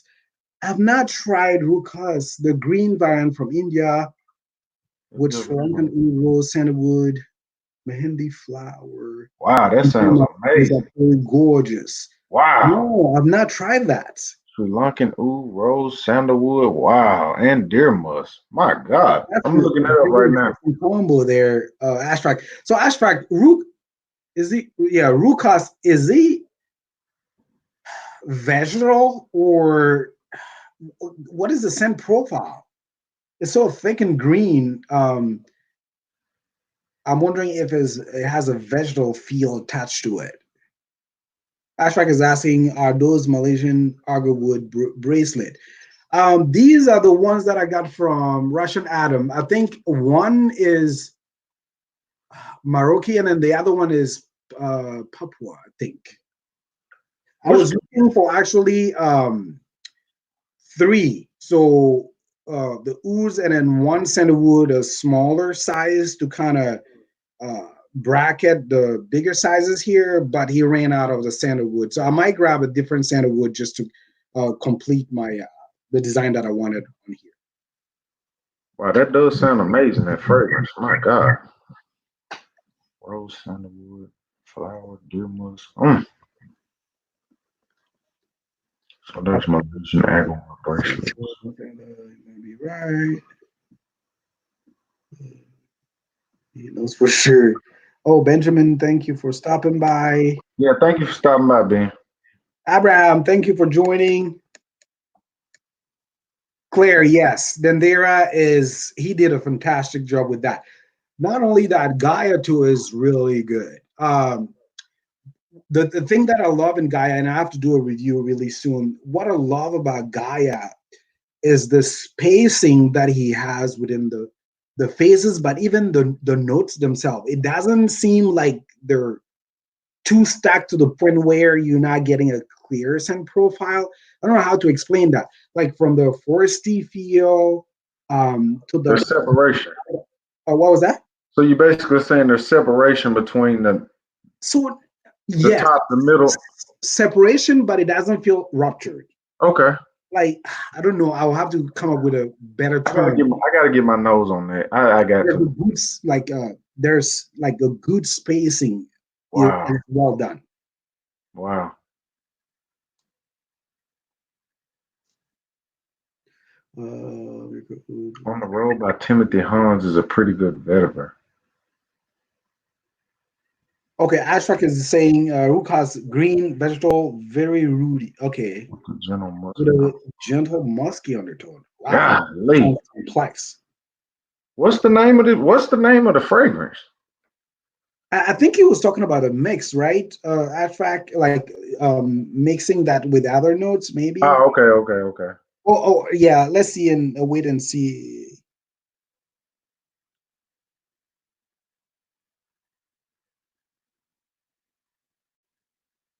Yeah. So maybe Ashrak, I should do a vetiver absolute or something like that. That might be like an amped up version of it. A vetiver absolute. That would be killer. Yeah. So I think that's why I kind of paused on the Rukas because I thought it will be a bit vegetable for me. But okay. But yeah, I will give it a try there. And then see. Yeah, I'm excited about this vetiver fragrance you got coming. I think it's gonna be awesome. I'm excited about it. Yeah, I really like it. My wife actually is funny. My wife, so every time I do something, my wife will test it. And then so far she's glad that I'm now making some stinkers. Yeah, I know you said that she can't stand the oud. Yeah, that she only likes sweeter, leathery ouds. But in the oud, she's like, "What is this? You smell like a horse or what?" I'm like, "You don't know what you're talking about." She's like, "No, I'm not wearing that." But she was testing vetiver, and then she likes it because of the fresh aspect of it, and it's not too challenging, but at the same time, it's complex. So, I think that's funny because like 2 weeks ago, I usually come up at night and I usually put my really animalic fragrances on before, in the evening time. yeah, So my wife was downstairs in the bed, so I came up in my office and I put on Hyrax from Zoologist. okay, yeah. And I came downstairs and got in the bed, and she sternly looked me in my face and said, "Don't ever put that on again before you get in the bed." Oh God, She was not playing. She was like, "No, no, no, no." It was I I bet. thought it smelled beautiful, but she did not. Oh, she was like, "No." We have different interpretations. Ashrak is saying add some oak moss. Yep. So in this one, I have oak moss to it, but I can see that playing really well with Rukas with the facets or nuances that you just described. Oak moss, There's some anger about him. galbanum. That crisp green thing there. Yeah, Ash is super good with the chords and notes, and man, he's really he's emailed me at times and gave me heads up on all kind of stuff. That dude's really cool. Yeah. Well, he knows a lot too, and then that's the thing that I love about him is like he's willing to share, right? Yes, he's definitely willing to His share. knowledge, and then you can tell that he's trying a lot of stuff and open-minded. So Yep. always awesome to read you, man. He said, "Laugh out loud." Wow, laugh out loud. Yeah, she was not happy about that. I can't imagine that. It's like, what the heck are you doing? She's like, "What in the world is that?" Have you smelled Hyrax? Yeah, I smell the Oh, one. woo. Yeah, I know you will like things like that. It's like, have you found one fragrance that is so dirty and skanky that you couldn't handle it? The only one that I've got my nose on that was like, wow, that I have you. It's from the House of Marlou. Have you ever heard the Okay. House of Marlou? From your channel, yes, and in Yes. your live stream, yeah. They have a fragrance called 50 Mil Ambergris, and it is none but cumin. It's cumin, I think it's Civet, Castoreum, Hyrax, and pepper, black pepper, I think. And it just smells, oh my God. It smells like a, have you ever been in like a parking lot and it's like a real pissy stairwell? It smells exactly like that, bro. That was the only fragrance that I got, and I was like, there is no way I can pull this off. No way. But I still think it's a beautiful fragrance because somebody took the time to develop it. I've heard of some people really enjoy it, but that was the one that was like, oh my God, this is just over the top. Ash, I can say, is missing skunk. Oh, Oh man. I mean, at least with Hyrax, you get like a little bit of rose, you get a little bit of like some boozy nuances. Not a lot, but a little bit. This yeah. was just straight up animalic, no nothing else. Wow. So more of a I could But I'm definitely on the hunt for the most animalics. If anybody knows anything, let me know. just send him this way. Yeah. Wait, isn't ooh, I think Ansar on his channel, there's one of the episodes where he orders some like really funky ingredients. It's like something related to rat musk or something. I don't remember, but I don't think he could handle it either. I was just laughing. I was watching. I was like, why would you do that to This yourself? says rat musk. What? I don't know. I'll have to go back and dig the Muskrat. He said muskrat. yeah. Wow. Where did you find this? I'm gonna have to go through his videos and watch that. That's probably hilarious. Yeah, maybe a couple people already watched it and then know exactly what I'm talking about. But Wow, muskrat. yeah, I was like, hell no. They had it tied, double tied, so that the smell won't be like It's a trade. Incense. Cheval be en son Chypre by oh yeah, that one is pretty good too by Sultan Bashir. I've been trying to get my hands on a sample set, but every time I go to his website, it's always sold out. Sold out. Yeah, you have to keep. Are you on Facebook? No, I don't do Facebook, just Instagram. Yeah, I was on there for a while, then shut off, and then now I'm back on it because I had to do a couple of live stream on there. Okay. But yeah, I'm wondering. Okay, so maybe on his Instagram, he doesn't announce those there though. But I would say best investment ever that I did was, well, it's not an investment, but purchase there was to get his sample pack. Okay. Yeah. I've heard it's pretty amazing. Yeah. Yep. Okay, here we go. It's a designer scent called Tasmin by Versace. I'm looking it up right now. Oh, Tasmin. Is that the one with the multicolored art on the bottle? It's It like looks like it. Yep, it looks like it. blue green and stuff like that. Cuban. It's Okay. got cumin, vanilla, rose. Oh, black ambergris. No, Ashback, you want to? Ashback's trying to kill you, man. I actually have some pure civet oil. So Somebody sent me pure civet oil. okay, not the paste, right? No, not the paste. It's Okay, so oil. So what did you think? Did you think it was animalic? I didn't think it was really that animalic. Okay, all right. So I'm not crazy. Well, maybe because we're on the crazy spectrum there, you more so than me. But I don't know. Like I don't find civet to be like super pungent. Yes, it's not. It's not really Castoreum bad. is really animalic to me. Yeah, it's not really that bad. I've actually, when I wore Lamat, was it Lamat by Meditarosa?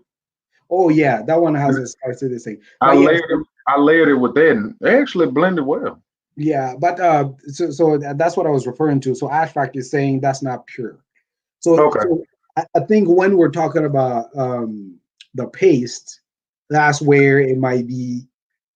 And then you mix it. Okay, I got you. I never refer to the paste because most people in general, when they're smelling the fragrance or talking about it, I've not smelled the paste.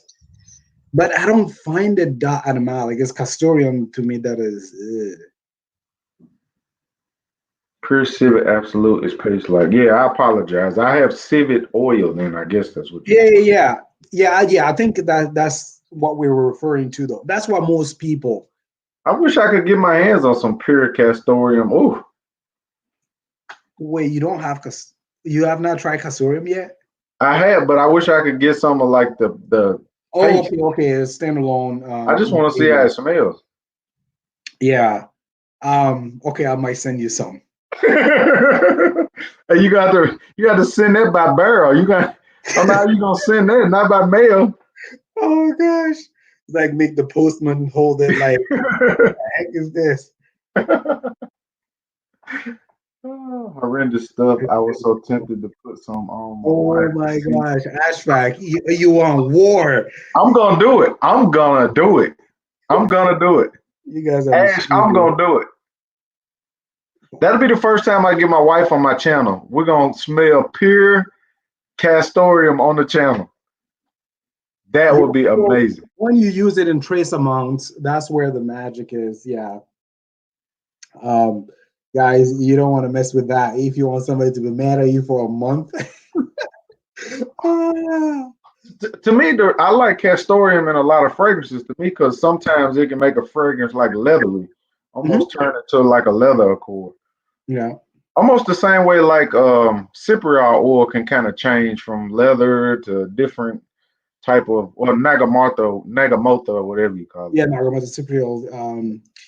That one has some overlapping qualities with, well, people use that a lot with oud to kind of spike it to like certain scent profiles in oud. Yes. I think, don't they use that in Dubé here? That is good. Like, yeah, I can smell a little bit of cypriol in here. Yes. They actually used it in this fragrance right here too. Promise by Frederick Malle. Promise, yeah. Yeah, they use cypriol oil in there. Yep. Kind of gives off a leathery vibe in that one. That's pretty cool. Wow, we've been here for 2 hours. Dang. Yeah, I think I'm about ready to cut out myself. I got a bunch of stuff to do, but I appreciate it so much, Oz. That's awesome. Thank you, man. I can't thank you enough for all these samples. Again, not a house that is talked about and hard to get samples, especially in this presentation. I mean, this is amazing. Yes, I know. It's definitely amazing. So really thankful for your gesture there. And then thank you for everybody that joined today. FJ, thank you for making the time. Everybody else for making the time as well. And then making the chat section lively there. Yep. That always helps out a lot when the chat's popping. Yep, exactly. Thank you, Tracy. Scott, thank you for joining. Ashback, thank you for sharing your knowledge there and then chatting with us. And then you guys have a great week ahead. Yep. If you woke up today, you're definitely winning. I'll hit you up, Oz. I appreciate it, my brother. Sounds good. All right. Thanks, man. All right. Bye. All right.